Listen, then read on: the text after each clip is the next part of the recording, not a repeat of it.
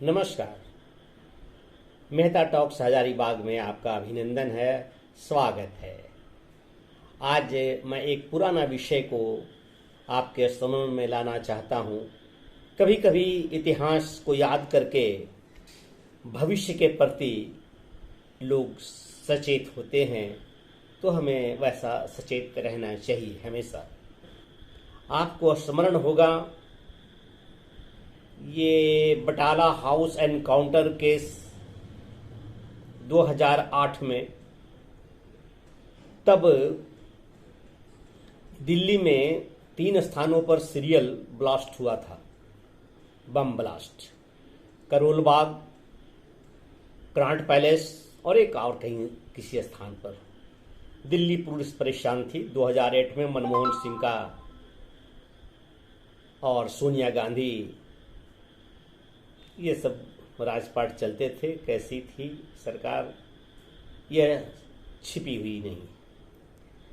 तो दिल्ली पुलिस ने, उनको जब पता चला कि जामिया नगर के बटाला हाउस क्षेत्र में आतंकवादी कहीं छुपे हुए हैं, तो उन्हें गिरफ्तार करने के गरज से इंस्पेक्टर महेश चंद्र शर्मा के नेतृत्व में पुलिस वहां गई और इनकाउंटर हो गया। उसमें दिल्ली पुलिस के जाबाज इंस्पेक्टर महेश चंद्र शर्मा शहीद हो गए।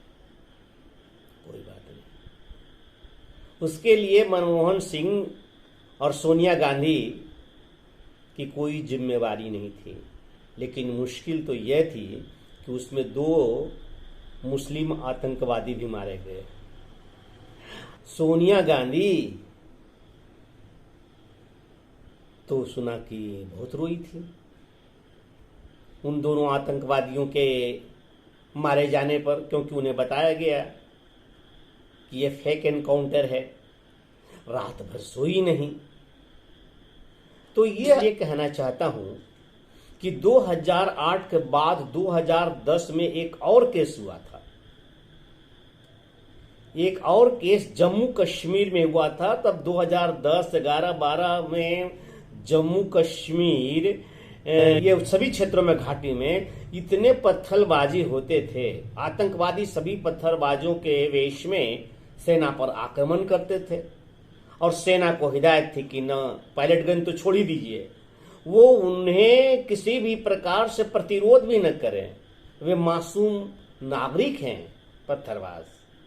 जब हम हैं तब पत्थरबाजों के वेश में आतंकवादियों भी, बल्कि आतंकवादी ही पत्थरबाज के शक्ल में जहां तहां सैनिकों को घायल करने लगे, आहत करने लगे, और ये मरते या जख्मी होकर अस्पतालों में, सैनिक अस्पतालों में अपना इलाज कराते।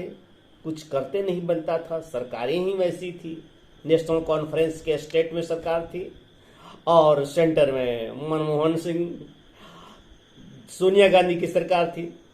उसी समय की बात है साथियों। आपको स्मरण होगा, कर्नल दिनेश पठानिया हुआ करते थे और उनके साथ उस जो घटना को, जिस घटना का जिक्र किया जा रहा है वह 2010 की है।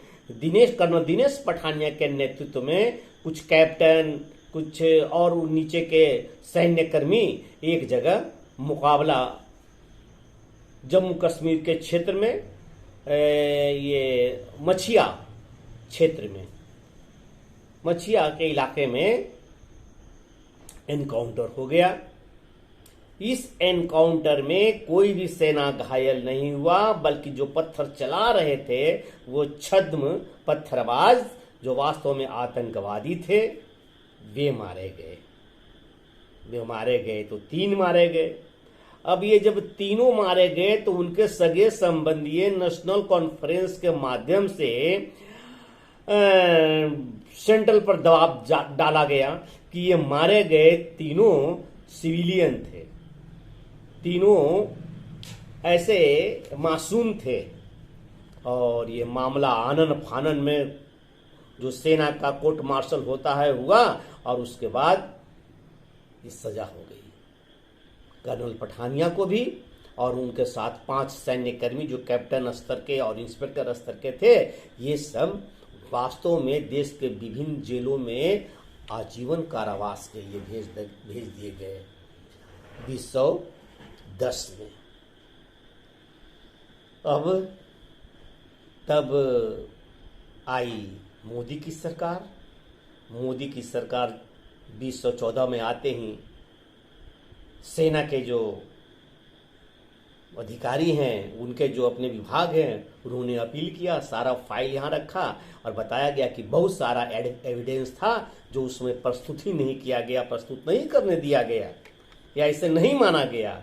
सबका गहनता से जांच हुई और जांच उपरांत फिर से ये केस खुला और 2017 में उनके आजीवन 5 के कर्नल समेत सभी के सजा निरस्त कर दी गई और वे 7 साल तक जेल में बेवजह, देशभक्ति का इनाम उन्हें मिला कि जेल में सड़ते रहे विभिन्न जेलों में। उसके बाद वे जमानत पर मुक्त हो गए, अब मुक्त हैं। तो सरकार ऐसी चाहिए, और वैसी सरकारों से आतंकवादियों का जब मनोबल ही बढ़ रहा है, बढ़ता था, तो आतंकवादी पर नियंत्रण कैसे होगा। आज क्यों नहीं पत्थर चलते हैं मेरे मित्रों जम्मू कश्मीर के सड़कों पर। यदि मेरी बातें अच्छी लगती हो तो मेरा आग्रह है कि जिन दोस्तों ने सब्सक्राइब नहीं किया है वे इसे सब्सक्राइब करें, लाइक तो निश्चित रूप से करें और कमेंट्स दें तो क्या बात। सब्सक्राइब करें, बेल आइकन घंटी है वहाँ उसको दबाएं तो इसकी सूचना नोटिफिकेशन आपको पहले मिल जाएगी कि मेरा कोई नया वीडियो आया है। धन्यवाद, नमस्कार।